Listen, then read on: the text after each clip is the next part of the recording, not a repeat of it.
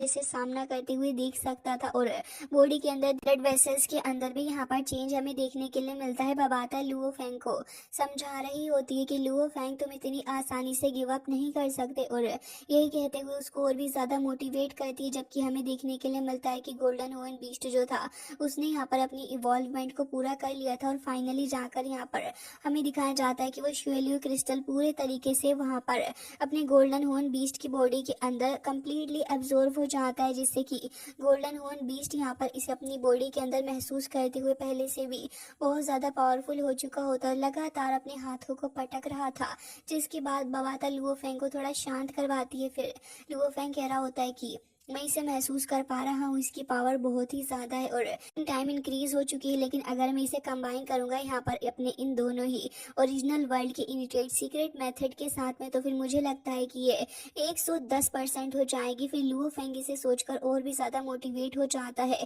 धीरे धीरे करके अर्थ काफ़ी ज़्यादा करीब आ चुका होता है। दाइलान कह रहा होता है कि और हाइनेस हम अर्थ के पास आ चुके हैं। फिर इसे देखकर अपना लुओ फेंग कह रहा होता है कि कितना ज़्यादा ब्यूटीफुल प्लेनेट। तो सालों पहले इसके साथ में बहुत ज़्यादा बुरा हुआ था, ये तबाह होने लगा था, लेकिन मैं एक बार फिर इसके साथ में वो सब होने नहीं दूंगा, ये कहकर हमें दिखाया जाता है कि सीन एकदम से ही कट हो जाता है। लुओ फेंग डायरेक्टली यहाँ पर आता है अपनी जर्ग हाइव के पास में। जर्ग हाइव के पास पॉइजन इतना ज़्यादा फैल रहा होता है कि यहाँ पर आसपास की बर्ड्स वगैरह तो ऐसे इसकी स्मेल से मर जा रही होती हैं, जबकि यहाँ पर ढेर सारे गार्ड्स वगैरह, लुओ फेंग का ब्रदर, उसकी वाइफ और साथ ही यहाँ पर अपने मास्टर ली शैन भी खड़े हुए होते हैं। न जाने क्यों यहाँ पर वो थोड़ी टेंशन में भी लग रही थी, लेकिन लुओ फेंग और थाईलैंड दोनों ही इसकी सिचुएशन को चेक कर रहे होते हैं कि आखिर जर भाई के अंदर क्या मसला चल रहा है।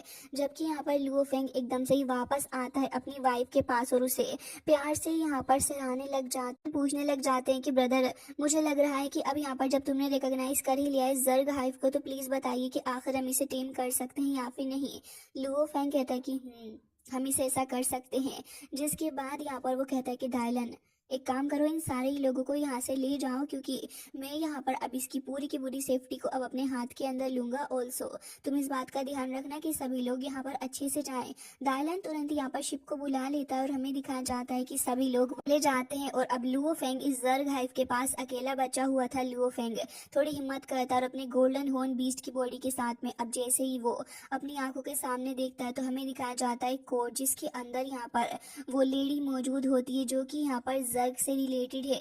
लुओ फेंग के मेंटल वर्ल्ड के अंदर काफ़ी ज़्यादा हलचल भी हमें देखने के लिए मिलती है। फिर उसके बाद हमें दिखाई जाती है वो जर्ग हाइव जो कि यहाँ पर होती है, और साथ ही इस वूम के अंदर हमें देखने के लिए मिलता है कि वो जो एग है वो पड़ा हुआ है। लुओ फेंग कह रहा होता है कि लग रहा है कि बहुत ही ज़्यादा बिलियंस ऑफ अगली जर्ग वॉरियर को जन्म दे सकती है। फिर हमें दिखाया जाता है कि जर्ग क्वीन यहाँ पर सो रही होती है और लुओ फेंग इसकी स्ट्रॉन्ग मेंटल पावर को सेंस करने लग जाता है। फिर कह रहा होता है कि इसे मुश्किल करना काफ़ी ज़्यादा खतरनाक हो सकता है। फिर गोल्डन हॉर्न बीस्ट की बॉडी के साथ में लुओ फेंग जैसे ही यहाँ पर एंटर करता है, तो लुओ फेंग को देखने के लिए मिलते हैं कुछ ढेर सारे एनर्जी कोर्स जो कि यहाँ पर मौजूद थे, लेकिन लुओ फेंग अपनी अवेकनिंग सीक्रेट पावर का इस्तेमाल करते हुए इन्हें धीरे करके यहाँ पर अपने कंट्रोल में लाने की कोशिश करता है। फिर जर्ग क्वीन की जैसे ही आईज ओपन होती हैं, तो फिर लुओ फेंग को भी एक मेंटल शॉक लगता है और उसके बाद हमें देखने के लिए मिलते हैं आसपास काफी ज्यादा अगली सीन्स। लुओ फेंग यहाँ पर देख रहा होता है कि सारे ही कोर्स अब एक दूसरे से कनेक्ट हो रहे हैं।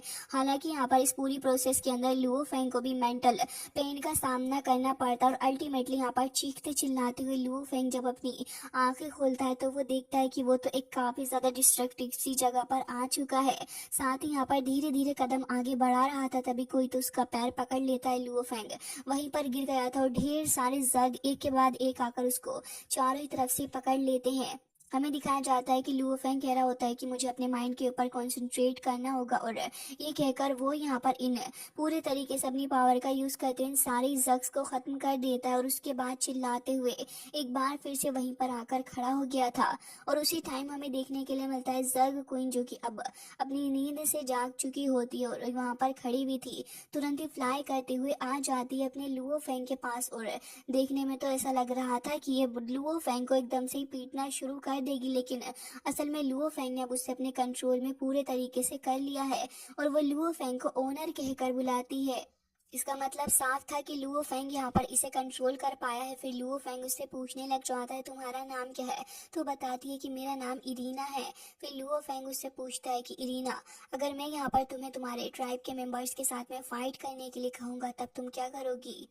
तो एक मिनट के लिए तो वो वहां पर साइलेंट सी ही हो जाती है और फिर कुछ भी नहीं बोल पाती। फिर अगले ही सेकंड कहने लग जाती है कि जैसा कि ओनर का आदेश है मैं इसे पूरे तरीके से ओबे करूंगी इरीना, हर एक तरीके से मास्टर की बात मानेगी। ये सुनने के बाद लुओ फेंग कह रहा होता है कि अच्छा, तो इसका मतलब तो ये हुआ कि अभी जो तुम्हारी कल्टीवेशन है वो यहाँ पर इमोर्टैलिटी की तरफ जा सकती है, तो क्या मैं इसमें तुम्हारी हेल्प कर सकता हूँ, बताओ तुम्हें क्या रिसोर्सेज लगेंगे। लेकिन तभी वो कहने लग जाती है कि मेरी जो लो एबिलिटी है वो अभी तक इस लेवल पर नहीं पहुंची कि मैं एक इमोर्टल बन पाऊँ, तो मैं इसके लायक नहीं हूँ। और ये कहना भी काफ़ी ज़्यादा जल्दी भी हो जाएगा, लेकिन मैं आपकी हेल्प कर सकती हूँ ब्रीड करने में ढेर सारे जर्ग वॉरियर को। और वो खुद ही यहाँ पर अपनी ट्राइब को तबाह करने के लिए लुओ फेंग को काफ़ी सारे आइडियाज़ देती है। जैसे कि अगर हम यहाँ पर एक वाइटल फोर्स ही बना लें पूरी की पूरी, तो अब यहाँ पर वो फोर्स हमारी हेल्प कर पाएगी। लुओ फेंग के पीछे हमें एक बहुत ज़्यादा ह्यूज बीस्ट भी देखने के लिए मिलते हैं जो कि बहुत ही ज़्यादा स्ट्रॉन्ग एंड पावरफुल थे। जिसके बाद लुओ फेंग इन्हें देख रहा होता है, तो उनमें से एक बीस्ट जो था, जिसे बोन बीस्ट बताया जाता है, वो डिफेंस के अंदर काफी ज्यादा अच्छा था और पावरफुल भी था। साथ ही वो ऑफेंसिव रोल को भी यहाँ पर कॉम्पैक्ट की पावर के साथ में अच्छे से कर सकता था। उसके बाद विंग शेडो जर्ग जो थे वो एक्सट्रीमली फास्ट होते हैं और वेरी क्विक होते हैं अपने एक्शन के साथ में, और उनकी बॉडी थोड़ी फ्रजाइल सी होती है, तो इस वजह से ये यहाँ पर सूटेबल रहेंगे कि एनिमी को हंट किया जाए और उनकी जगह के बारे में डिटेक्ट कर सकते हैं। जिसके बाद वो कह रही होती है कि इन सब में एक और बहुत ही ज्यादा पावरफुल मॉन्स्टर भी है। वैसे तो यहाँ पर हमारे सारे जर्ग वॉरियर जो है वो एक्सीलेंट तरीके के फाइटर है, लेकिन के दिमाग में जैसे ही आइडिया आता है तो फिर वो उससे पूछने लगा होता है कि अच्छा ये बात है, तो फिर बताओ कि आखिर किस तरीके से इनको चार्ज किया जा सकता है, क्योंकि जैसे कि ह्यूमन के लिए खाना होता है, इनके लिए भी तो कुछ होगा ही। तभी वो कह रही होती है कि ऐसा करने के 3 तरीके हो सकते हैं। पहला तरीका ये है कि यहाँ पर इन्हें डायरेक्टली कंज्यूम करवाया जाए कॉस्मिक गोल्ड, जिससे कि ये चार्ज हो जाएंगे। और फिर यहाँ पर वो बता रही होती है कि सेकंड तरीका ये है कि इन्हें मेटल या फिर किसी तरीके का मॉइस्चर ब्लड या फिर रॉ मटेरियल दिया जाए, जिससे कि ये और भी ज्यादा शक्तिशाली हो सकते हैं।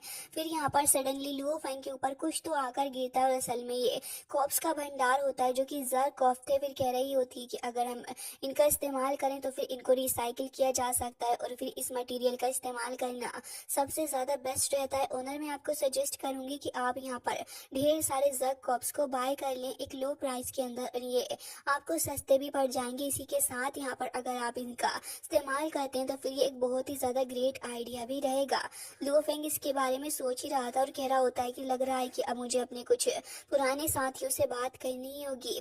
जिसके बाद ये सीन कट हो जाता है और हमें दिखाया जाता है कि लुओ फेंग कह रहा होता है कि जर की आई हमेशा ही ह्यूमन रेस के ऊपर रही है और अब यहाँ पर इनके साथ में फाइट करने के लिए मुझे एटलीस्ट एक बहुत ही ज्यादा बड़ी आर्मी बिल्ड करनी होगी। और लुओ फेंग यहाँ पर अपने नेक्स्ट टारगेट यानी कि एक बहुत ज्यादा बड़ी 1 मिलियन वर्ल्ड मास्टर की एक जर्ग आर्मी को बिल्ड करने के बारे में सोच रहा होता है, जो कि अपने आप में एक बहुत ही ज्यादा बड़ा टास्क है। जिसके बाद लुओ फेंग सारा ही काम कंप्लीट कर चुका होता है और इरीना से बातचीत करने के बाद लुओ फेंग सारे ही साथियों को वापस बुलवाता है। सभी वहां पर खड़े हुए थे। फिर लुओ फेंग को देखता है जो कि वहां पर आ चुका होता है। अब मास्टर ली शेन पूछने लग जाते हैं कि क्या हुआ ब्रदर, सारा मसला सॉल्व हो गया। तभी लुओ फेंग काफी ज्यादा चमकती हुई स्माइल के साथ कह रहा होता है कि हाँ बिल्कुल। जिसके बाद उसकी वाइफ उससे पूछने लग जाती है कि तुम ठीक तो हो। तभी लुओ फेंग कह रहा होता है कि हाँ बिल्कुल, मैंने वर्ल्ड के बाकी सारे टॉप मेजर लीडर्स को भी बता दिया है कि अब वो लोग भी चैन की सांस ले सकते हैं, क्योंकि जर्ग हाई वाला मसला अब हमारे लिए एक थ्रेट नहीं रहा। जिसके बाद ली शेन उसके पास आ जाते हैं और कह रहे होते हैं कि ब्रदर, तुम्हें पता है कि चीजें कितनी ज्यादा चेंज हो गई हैं। खैर कोई बात नहीं, अब मैं आपको सब कुछ बता दूंगा। फिर लुओ फेंग कह रहा होता है कि अच्छा ऐसी बात है। फिर वो थोड़ा सा मेलो ड्रामा भी करते हैं कि तुम्हें पता है तुम्हारे बिना तो ये अर्थ सर्वाइव भी नहीं कर सकता था ब्रदर। जिसके बाद एकदम से खुश हो जाते हैं। फिर लुओ फेंग की वाइफ उससे कह रही होती है कि तुम्हें पता है आज मैंने तुम्हारे लिए एक बहुत ही ज़्यादा अच्छा डिनर प्लान किया है और ये एक पार्टी होने वाली है जिसके अंदर हमारी फैमिली होगी। फिर कहती है लेकिन तुम्हें पता है हमारे कुछ पुराने वक्त के बारे में, क्या तुम अपने पास्ट को रिकॉल करना चाहोगी, अपना एक बेटर पास्ट। लुओ फेंग कह रहा होता है कि क्या एंड स्वीट पास्ट आखिर ये है क्या। जिसके बाद ये सीन कट हो जाता है। लुओ फेंग और साथ ही उसकी वाइफ को देखते हैं जो कि यहाँ पर अपने पुराने लुक के अंदर खड़े हुए होते हैं। लुओ फेंग कह रहा होता है कि आखिर तुम ये मुझे पुराने जैसे कपड़े क्यों पहना रही हो जैसे हम पहले पहना करते थे। तभी वो उससे कहने लग जाती है कि क्यों तुम्हें बेटर फील नहीं हो रहा इन पुराने कपड़ों में, और अब तुम एक फेमस पर्सन हो चुके हो। चलो जल्दी से स्पेक्टिकल्स भी लगा लो। जिसके बाद खुद भी वो स्पेक्टिकल लगाती है। लुओ फैंग से कहती कि चलो अब मेरे साथ। एंड गाइस, इसी के साथ आज का ये एपिसोड एंड हो जाता है। आई होप कि आपको पसंद आया होगा। मिलते हैं नेक्स्ट वीडियो में, तब तक के लिए bye bye, take care of yourself. And guys, इसी के साथ आज का ये एपिसोड एंड हो जाता है। आई होप कि आपको पसंद आया होगा। मिलते हैं नेक्स्ट वीडियो में, तब तक के लिए bye bye, take care of yourself.